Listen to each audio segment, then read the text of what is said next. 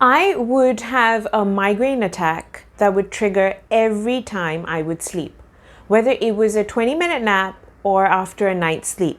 For years, I never understood until I didn't meet my dentist with jaw issues. Here's how and why a mouth guard, also known as a bite guard, changed my life.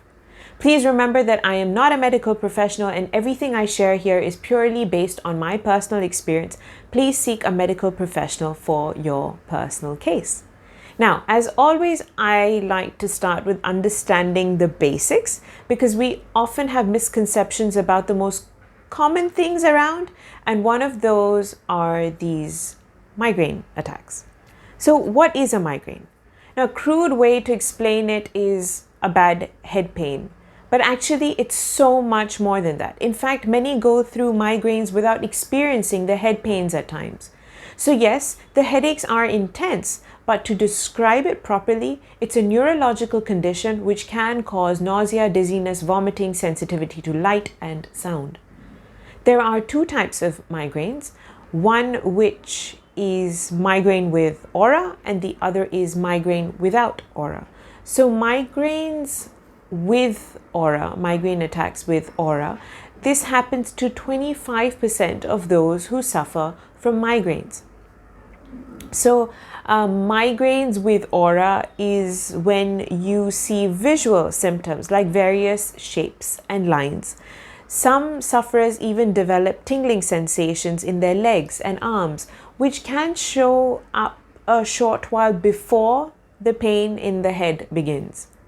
There are other types of migraines too that may or may not have the aura. So migraines without head pain, there are also migraines without head pain, like I said earlier, but there are other migraines like hemiplegic migraines, retinal migraines, chronic migraines, ice pick headaches, cluster headaches, cervicogenic headaches, menstrual migraines, vestibular migraines.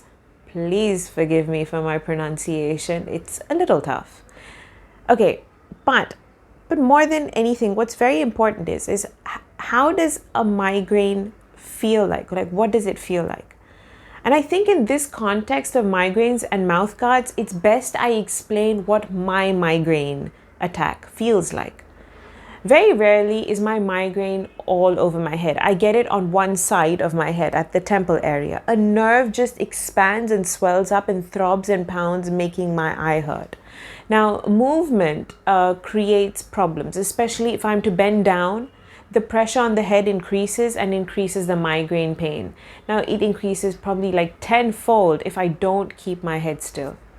I began to wonder what is triggering my migraines, and I thought my triggers were limited to the harsh sunlight, a large gap in meals, which I don't do anymore, but also maybe harsh strobe light, sudden sounds, long days, too much travel, having coffee, gluten, chocolate, strong scents.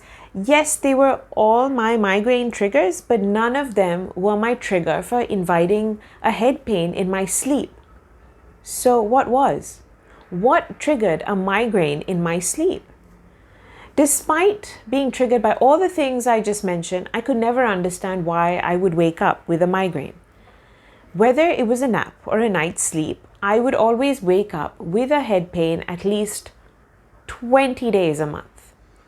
Having a migraine can cause a real mental strain because it's tough to work.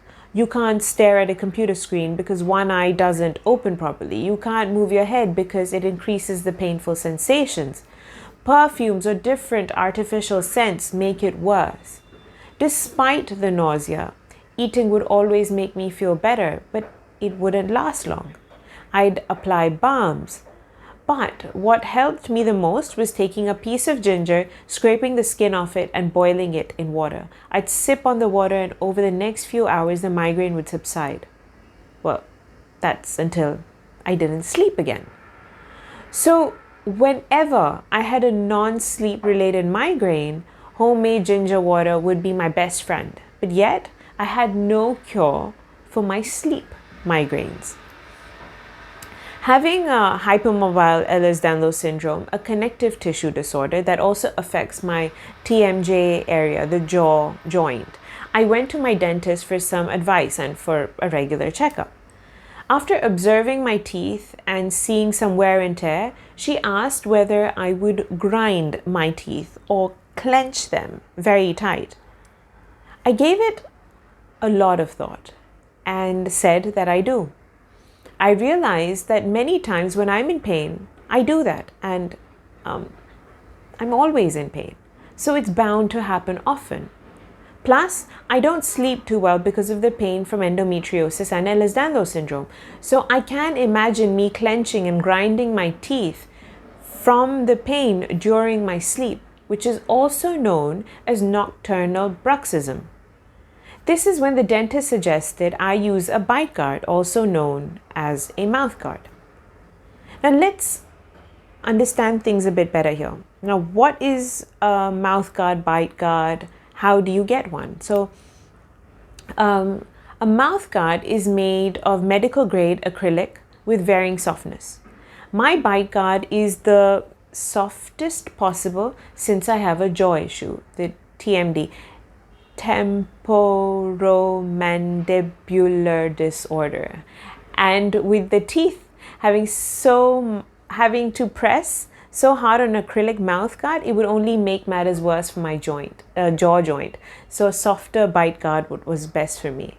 So what happens is, to get a customized mouth guard, the dentist takes an impression of the upper and lower teeth through a cast taking process, which is then sent to an expert to create an acrylic mold of the teeth.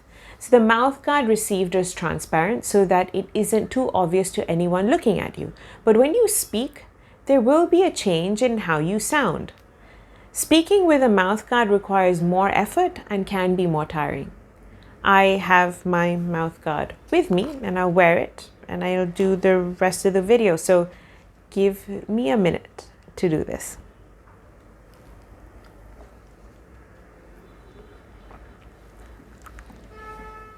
Now, initially, I struggled to speak without having a lisp with this mouth guard in place, but I soon got used to it and better at it. Yet, you can still tell that I have a mouth guard on whenever I do wear it. Luckily, my issues were only prominent while speaking. Were only prominent while sleeping. So I don't need to wear it on occasions where I have to speak a lot.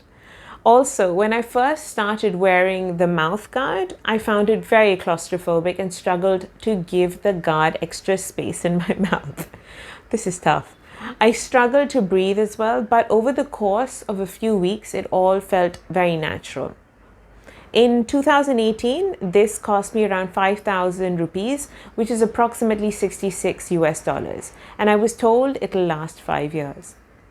But how does a mouth guard help? So when you wear a mouth guard, it creates a gap between your teeth, the upper and the lower, and it doesn't allow them to be in contact, reducing the hard grind between your teeth. This then reduces the pressure placed on the bones and muscles and the ligaments of the jaw area. So since 2018, I've been using my mouth guard every time I sleep. After getting used to the bite guard, within the first 15 days, I noticed a change in my migraine attacks. 95% of the time, I wake up now with absolutely no pain. And that is absolutely huge for me. Like, what a massive success. So as this change happened, I was a new person. I wasn't scared to sleep anymore, and my head, jaw, and eye felt so much lighter. The mouth guard hasn't changed the other causes of my migraines, which probably count for 10% of my overall migraines. But it has dramatically improved my sleep-induced migraines, which I am so thankful for. I'm so thankful to my dentist who saved me from this pain. Okay, so if you're interested in knowing some additional information on bruxism and a mouth guard, the first and very important piece of information is how to clean a mouth guard. It's always best to rinse the mouth guard before and after use, but to maintain best practices of oral hygiene, a good clean with your toothpaste and a toothbrush before every use has worked best for me. It prevents the buildup of plaque and keeps the bite guard fresh. Secondly, what is bruxism? Simply explained, bruxism is when you grind, clench, gnash your teeth. You either do this in the daytime, which is awake bruxism, or at night, nocturnal bruxism. Some may do it day and night.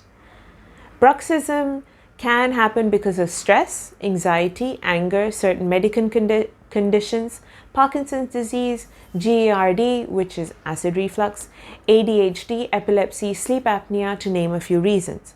Now, for me, pain while sleeping led me to clench and grind my teeth. Plus, as mentioned before, I have hypermobile Ehlers-Danlos syndrome, which makes my joints extra flexible and is also the cause for the easy and additional moving of the jaw area. So that was my story, actually my life-changing story. And have you ever received a really simple solution to a huge issue for you? I'd love to know what your story is. And as you know, please do share in the comment section below, and please do like, share, and subscribe to my channel. And thank you very much for watching. And I really hope this information helps someone out there. So good luck. Bye-bye.